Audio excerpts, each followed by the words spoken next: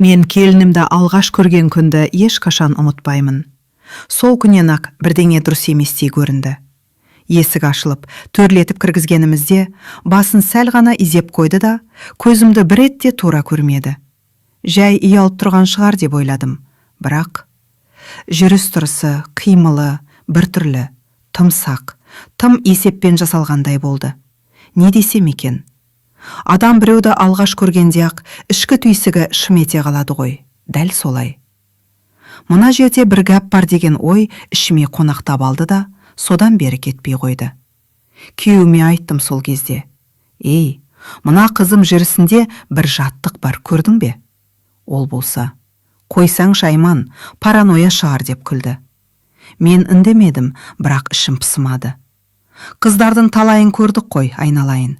Ұялады, қызарады, күледі, бір қылығын көрсетеді. Ал мынаның бетінде маска тұрғандай. Не ашылады, не жабылады бір қалыпта. Әйтеуір бір сыр тығып жүргендей. Той өтті, құдалық өтті, бәрі кәдімгідей. Арада алғашқы апта өтті, келін тым үлгілі, тым тырыс. Тазалығы мінсіз, тамақ уақытында. Ешқашан дауыстамайды, еш уақытта қарсы келмейді. Өзің білесің, шептен тыс идеалдық деген нәрсенің өзі қорқынышты боп көрінеді кейде. Бір күні ас үйге ерте түстім. Таңғы 6-лар шамасында. Тұрдым да, суды қайнатайын деп жарықты жақтым. Сонда келінді көріп қалдым. Қараңғыда жалғыз отыр. Алдында дәттері ашық. Бір нәрсе жазып отыр екен. Жарық жанғанда қып-қызыл боп кетті. Ерте тұрыпсың ғой дедім. Я, үйренгенмін деді де, дәптерін лезде жауып тастады. Не жазып жүр бұл қыз таңғы қараңғыда деген ой келді. Бірақ ол кезде үндемедім. Бір аптадан соң тағы бір оғаш нәрсе байқадым. Келін екеуміз үйде едік, күйеуім жұмыста. Өз бөлмесінде әлденені реттеп жүр екен. Мен киім ілетін үлкен шкафтың жанынан өтіп бара жатып, есігі сәл ашық тұрғанын көріп қалдым. Шкафтың ішіндегі киімдердің арасында менің ескі палтом тұр. Бірақ қызығы қалтасынан әлдене шығып тұр, менікі емес. Мен қатты таңғалдым да, ерінбей қалтасын ашып қарадым. Бір кішкентай қорап. Ішінде кішкентай темір салтыншақ. 2 әріп.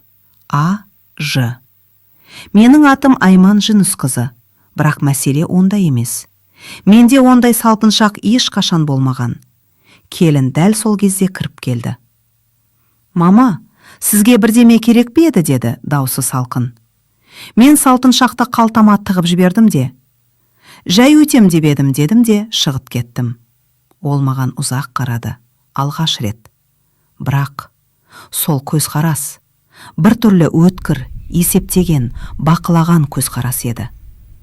Содан бері келінді сырттай бақылай бастадым. Ештеңеге жоламадым, бірақ әр қимылын аңдадым. Өз-өзіме. Айман, тым асыра айтып жүрсің бе десем де, күдік-күдікпен қалды. Бір күні түнде бір дыбыс естіп ояндым. Сағат 3. Тура 3. Әлемнің барлығы тыныш, тек ас үй жақтан бірдеме тықырлап жатыр. Ақырым тұрдым да, аяғымды дыбыс шығармай басып, дәлізге шықтым. Ас үйдің жарығы жанып тұр. Келін, тағы жалғыз. Тағы креслода, тағы дәптер, тағы жазып отыр. Бірақ бұл жолы жай жазып отырған жоқ. Бір бетке сурет салып жатыр. Мен есіктің саңылауынан қарап тұрдым. Қолындағы қарындашы зырылдап тұр. Салғаны адамның жүзі. Бір әйелдің жүзі. Ал сол әйелдің көзі тура менің көзіме ұқсайды. Ал бетінің бір қапталында менің бала кездегі тыртығым. Менің суретімді салып отыр. Таңғы сағат 3-те. Сол арада қолдан бір тақтай сықыр етіп кетті. Келін жалт қарады. Мен тез бөлмеме кіріп үлгердім. Түн бойы ұйықтай алмадым. Ертеңіне күйеуіме айттым. Сенің келінің бір түрлі. Маған ұқсаған суреттер салып жүр. Түнде, жалғыз. Күйеуім мырс етті. Өнерге жақын шығар Айман. Суретті кім салмайды дейсің? Ал менің тыртығым қайда несіне түсті? Мүмкін байқап жүрген шығар. Түнгі 3-те ме? Айман, қой енді. Осылай басталды. Күйеуім мені түрткі іздейтін адам деп ойлайды. Бір күні сенбі күні бәріміз үйдеміз. Мен кір жуатын бөлмеге кіріп киімдерді сұрыптап жатқанмын. Келіннің көйлегінің қалтасынан кішкентай қағаз түсті. Мен оны байқамай алайын дегенде көзім шалып қалды. Қағазда жазу бар. Бүгін ол тағы да күдіктене бастады.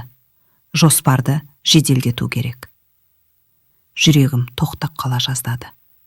Ол кім? Мен бе? Жоспар қандай?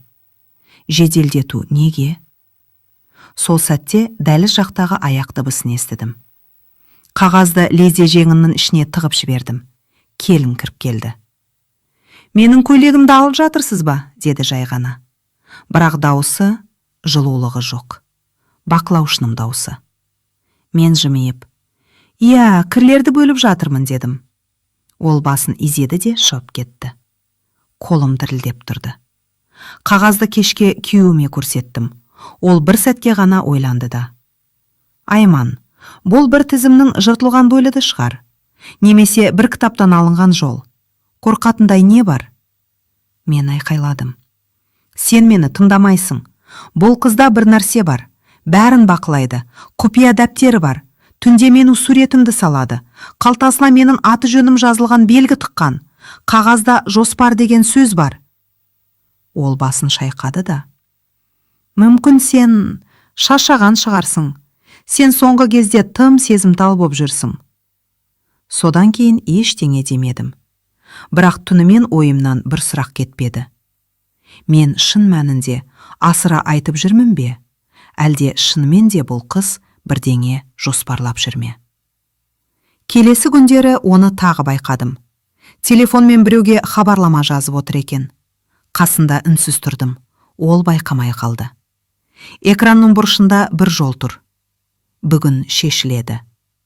Жүрегім зу ете түсті. Сол кезде ол артына жалт қарады. Біз көзбе-көз қарасып қалдық. Ал бұл жолы ол көзін тайдырмады. Мені зерттегендей тік қарады. «Бірдеңе айтқыңыз келді ме?» деді. «Жоқ» дедім. «Онда неге қарадыңыз?»